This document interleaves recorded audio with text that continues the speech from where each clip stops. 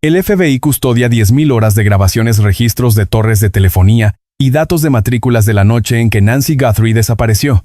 Sin embargo, no han soltado ni una palabra sobre el vehículo. Ni una sola. Silencio absoluto. ¿Qué es exactamente lo que saben? ¿Y han decidido callar? Si este tipo de casos te mantienen despierto buscando respuestas, déjanos tu like y suscríbete al canal. Aquí analizamos cada caso con respeto, con rigor y acompañamos a las víctimas hasta el final. Activa la campana de notificaciones. No te pierdas lo que viene. Hay un detalle crucial que el resto de los medios ha pasado por alto. El FBI no guarda silencio cuando no tiene pruebas. El FBI calla cuando protege evidencia vital.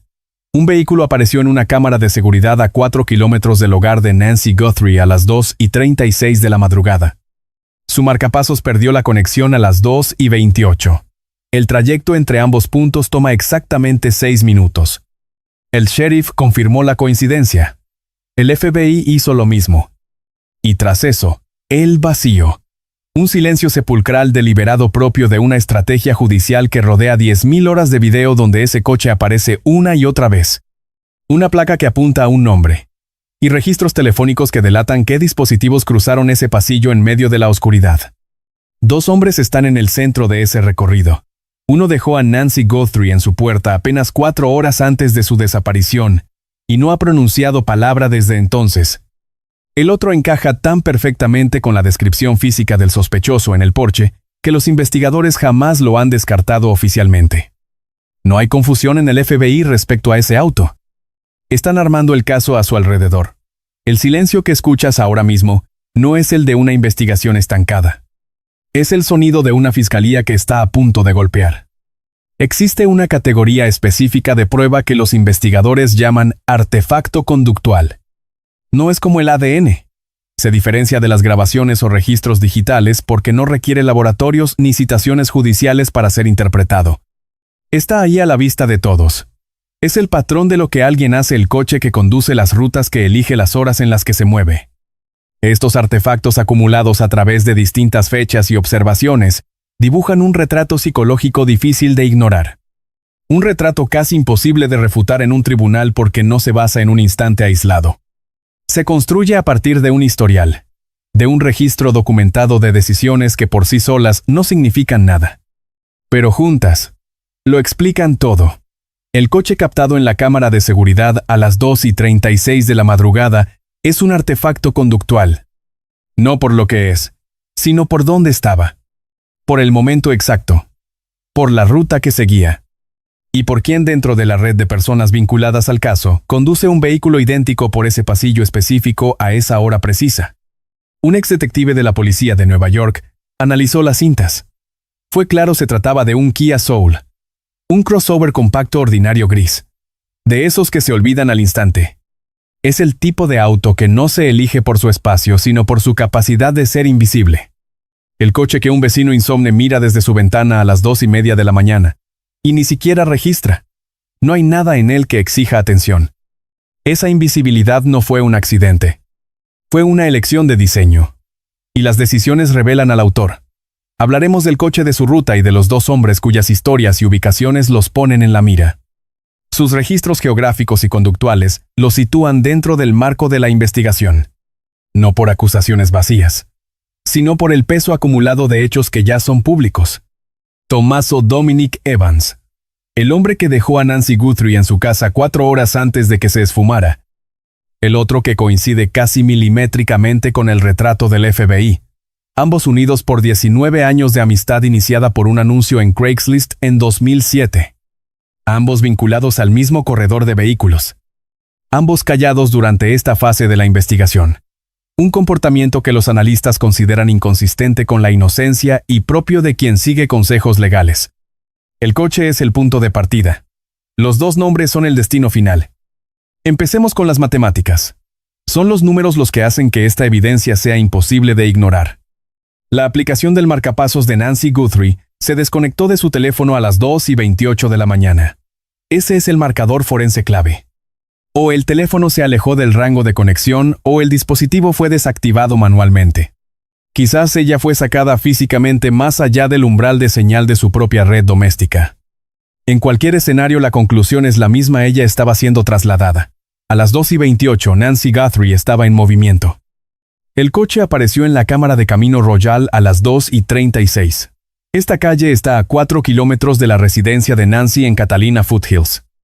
Una corresponsal de investigación hizo el recorrido. Eligió la ruta de forma deliberada. Evitó las intersecciones principales, sin dejar rastro. Elegir ese corredor por caminos secundarios es la jugada instintiva de quien conduce a las 2:30 de la madrugada. El objetivo es claro: moverse rápido sin que nadie lo note. El trayecto duró 6 minutos exactos. 2:28 más 6 minutos nos da las 2:34. Pero el coche aparece en cámara a las 2:36. Hay 2 minutos de margen que, lejos de ser un error, guardan un significado profundo. Son los 120 segundos que un conductor pasaría al final de la calle de Nancy revisando los espejos, quitándose una máscara, confirmando que el camino estaba despejado y recuperando la compostura antes de acelerar por una vía secundaria a una velocidad que no despertara sospechas. 2 minutos. Esa es la firma conductual de alguien que está transicionando del modo operativo al modo de escape. El alguacil del condado de Pima confirmó ante los medios que el tiempo de paso del vehículo encaja perfectamente con la cronología de la investigación.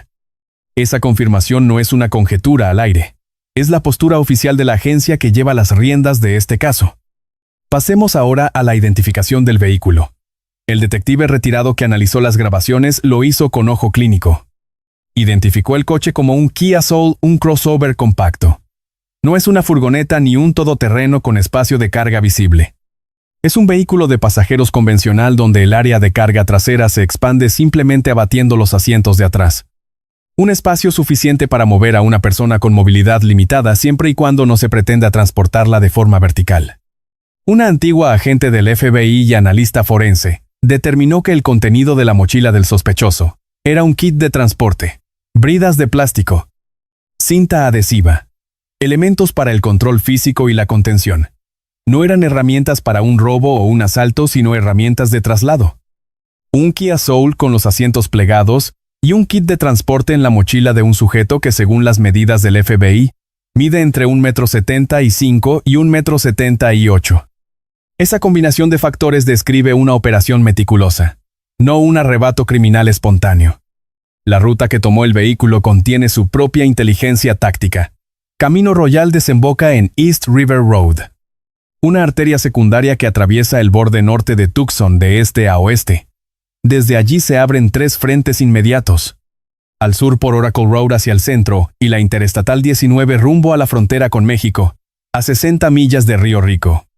Al oeste por Campbell Avenue, cruzando sectores residenciales hacia la zona de Tucson, donde Dominic Evans vive y trabaja. Al norte hacia Oro Valley, donde Tommaso Chion enseña biología y reside con Annie Guthrie. O al este hacia la inmensidad del desierto. Un terreno de baja densidad lleno de arroyos secos y soledad. Senderos donde un exteniente estimó que un cuerpo podría permanecer oculto durante meses en un radio de 2 a 5 millas de la casa de Nancy Guthrie. Cada dirección es una teoría distinta. Cada ruta apunta a un nombre diferente. El conductor tenía todas esas opciones a su alcance a las 2:36 de la mañana. El FBI sabe qué camino tomó. No lo han hecho público, y ese silencio es totalmente deliberado. En casos de este calibre, el hermetismo policial suele significar 2 cosas: o no quieren que el conductor sepa que tienen el video, o no quieren que sepa que ya descubrieron su ruta. Tommaso Chion dejó a Nancy Guthrie en su domicilio a las 9:48 de la noche, la última noche en que ella fue vista con vida. La puerta del garaje se abrió a las 9:50. Él esperó hasta que ella estuvo a salvo dentro antes de retirarse del lugar. Él fue el último contacto confirmado que vio a Nancy con vida.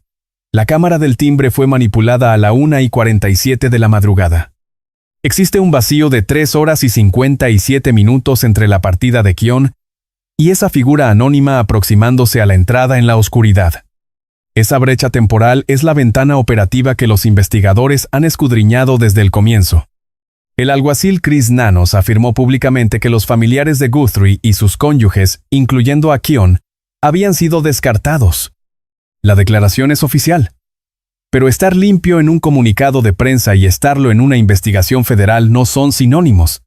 Descartado significa que las pruebas actuales no sostienen una acusación formal en este preciso momento. No significa que la puerta se haya cerrado, ni que nuevos datos forenses no puedan cambiar la narrativa de forma radical.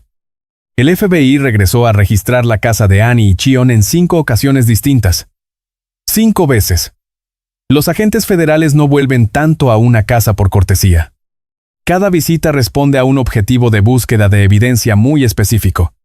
5 registros en la misma propiedad durante una investigación federal activa muestran un patrón de interés constante que aún no ha sido explicado. Pero la evidencia física más precisa reside en las mediciones. La unidad forense del FBI instaló una carpa blanca en la entrada de Nancy para recrear la iluminación de aquella noche. Usaron ropa réplica y midieron bajo luz infrarroja. El resultado fue contundente y sin ambigüedades. El sujeto mide entre 1,75 m y 1,78 m de estatura.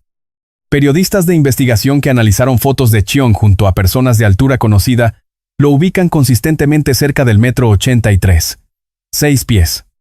Los números no cuadran. Si el hombre del porche mide 1,75 y Cheon mide casi 1,83, él no es el del video. Pero eso no lo exculpa.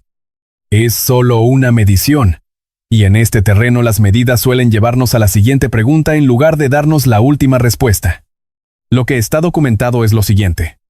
Han pasado más de 2 meses y Cheon no ha despegado los labios. Ni una palabra, ni un comunicado, ni una sola vez se ha puesto al lado de Annie durante sus súplicas públicas. Savannah ha inundado las redes con videos desgarradores. Annie por su parte cooperó tanto que dejó que los investigadores registraran su propiedad y se llevaran su vehículo. Cameron incluso confrontó al secuestrador hablándole directamente a la cámara. Y Cheon no ha aportado absolutamente nada. Los analistas de conducta explican que en estos casos los familiares inocentes se muestran frenéticos, visibles y urgentes. Quienes tienen riesgos legales suelen cooperar solo por estrategia. Responden con una precisión calculada y mantienen el silencio sabiendo que cada sílaba dicha es un peligro potencial. Guardar silencio durante más de 2 meses en un caso de esta magnitud no es una actitud pasiva, es una decisión que se toma cada mañana. El nombre de Dominic Evans entró en la conversación pública pocos días después de la desaparición. Fue cuando los registros judiciales del condado de Pima revelaron un historial criminal vinculado a él. Varios medios confirmaron los cargos por su cuenta. Allanamiento de morada, robo, hurto, malversación y conducir ebrio. Evans solo ha dado una entrevista en la que habló con el New York Times. Según lo publicado, afirmó haber visto a Nancy Guthrie una única vez en su vida durante una reunión familiar celebrada hace más de una década. Los investigadores lo interrogaron unos 40 minutos cuando la investigación llevaba apenas una semana. Nunca más volvieron a contactarlo. Su coartada fue haber estado en casa con su esposa y sus hijos la noche de la desaparición. Ella misma corroboró esa versión. El rastreo del teléfono apoyaba su relato. El sheriff Nanos incluso mostró simpatía sugiriendo a Evans que demandara a quienes lanzaban acusaciones sin fundamento. A día de hoy, Evans no ha sido nombrado sospechoso ni arrestado en relación con este caso. Lo que sí existe es la descripción física y lo que dice el registro. El FBI busca a un hombre de entre 1,75 y 1,80 de estatura. Complexión media y vello facial oscuro que se alcanzaba a ver bajo la máscara. Un antiguo agente del FBI notó lo que parece ser una marca en la muñeca derecha del sujeto en las grabaciones infrarrojas. Tal vez un tatuaje. Su análisis fue quirúrgico. Si se confirma esa marca, podría incluir o descartar a cualquiera del grupo de sospechosos. La altura documentada de Evans encaja en el rango del FBI. Su complexión también coincide. El tipo de vello facial es idéntico al que muestran sus fotografías públicas. Vive en Tucson. Su historial incluye allanamientos que según las leyes de Arizona implican entrar o permanecer ilegalmente en una propiedad para cometer un delito grave. La definición legal y lo que captaron las cámaras del timbre parecen describir la misma secuencia de acciones. Una silueta moviéndose por una entrada cerrada sin señales de haber forzado la cerradura. Cruzando una residencia privada con la seguridad de quien ya conoce perfectamente la geometría del lugar. Ahora pongamos a Evans dentro del círculo que lo conecta con todo. Hace casi 2 décadas. Conoció a Cheon a través de un anuncio en el periódico. Formaron una banda, grabaron juntos y mantuvieron esa amistad durante 19 años. Durante cada uno de esos años, Keon ya estaba casado con Annie Guthrie. Cada ensayo, cada viaje por carretera, cada charla entre Evans y Keon ocurrió siempre bajo el contexto del matrimonio de este con la hija de Nancy Guthrie. 19 años de cercanía hacen que la información se filtre en charlas comunes igual que el agua encuentra una grieta. Su dirección, sus rutinas, sus debilidades físicas y su sistema de seguridad. Evans jura que solo vio a Nancy una vez. Pero lo que los investigadores se preguntan no es cuántas veces la vio, sino cuánto sabía sobre ella. Y aquí surge una pregunta que merece toda tu reflexión. ¿Cuánto puede llegar a saber alguien sobre la vida íntima de una persona sin haberla visto jamás en persona? Déjanos tu análisis en los comentarios. Volvamos al vehículo. El coche es una decisión consciente. Una ruta elegida por alguien que conocía este vecindario, que sabía qué caminos secundarios tomar entre las colinas de Catalina y las arterias que salen del norte de Tucson. Ese conocimiento no sale en un mapa. Es de alguien que ha recorrido esas calles muchas veces antes. Keon vive en Oro Valley, una zona a la que se llega por Camino Royal yendo hacia el norte. Él condujo entre su casa y la de Nancy en fechas clave, incluida la noche en que ella desapareció. Se sabe el camino de memoria. Evans vive en el corredor de Tucson-Marana, accesible yendo al oeste desde la misma East River Road, donde desemboca Camino Royal. Ambos puntos geográficos son accesibles desde la misma ruta que el coche tomó a las 2:36 de la mañana. Ambos hombres comparten 19 años de amistad.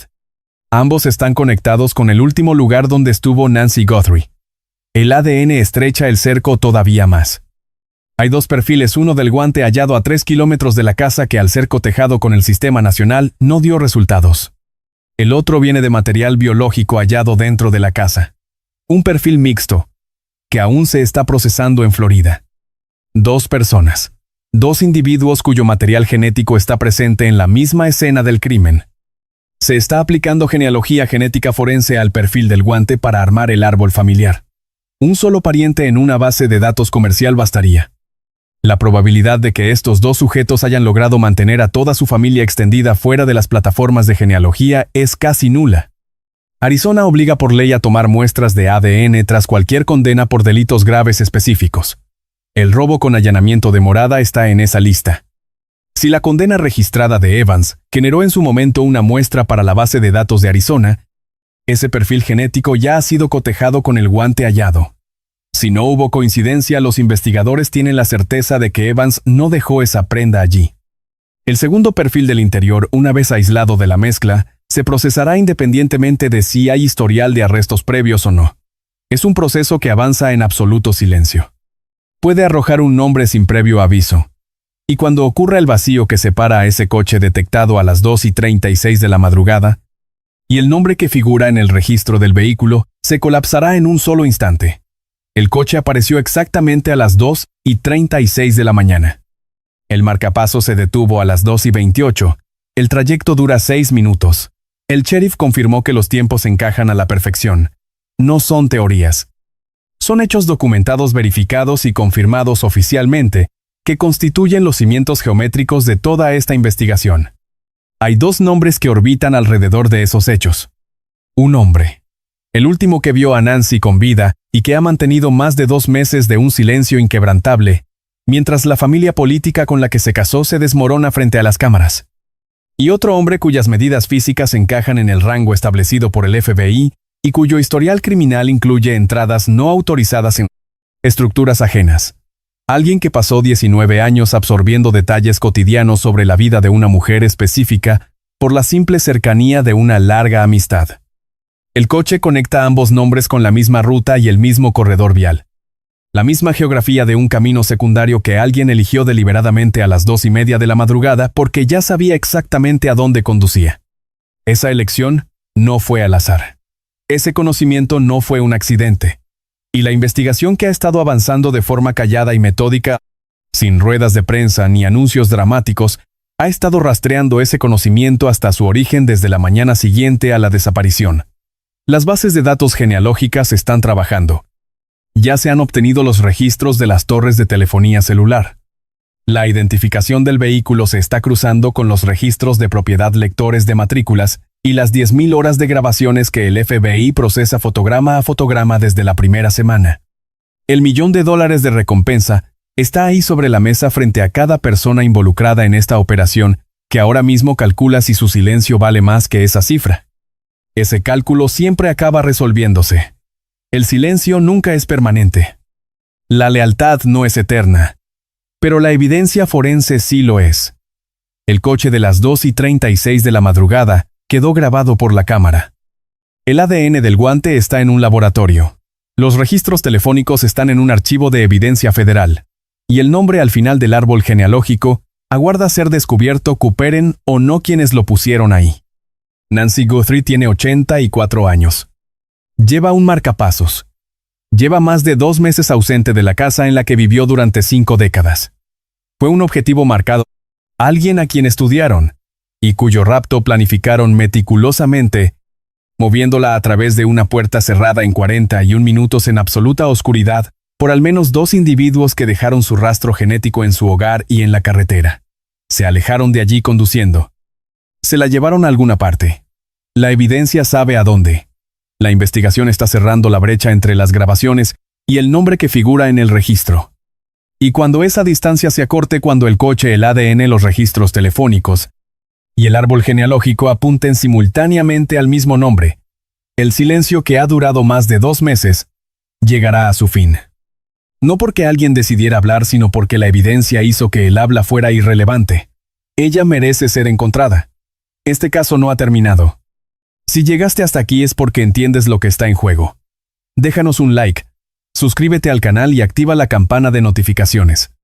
Así estarás al tanto cuando el coche, el ADN o el árbol genealógico finalmente revelen el nombre que esta investigación persigue en silencio. Comparte este caso con alguien que también busca respuestas. Cada mirada cuenta. Cada ojo atento acerca la verdad un poco más. Nos vemos en el próximo caso, donde seguiremos analizando con el mismo rigor y el mismo respeto las historias que otros han preferido olvidar. Antes de irte, piensa en esto: cuando todas las pruebas apuntan en una misma dirección y aún así el silencio se mantiene. ¿Qué es realmente lo que protege ese silencio? Nancy Guthrie merece ser encontrada. Y aquí no nos detendremos hasta que así sea.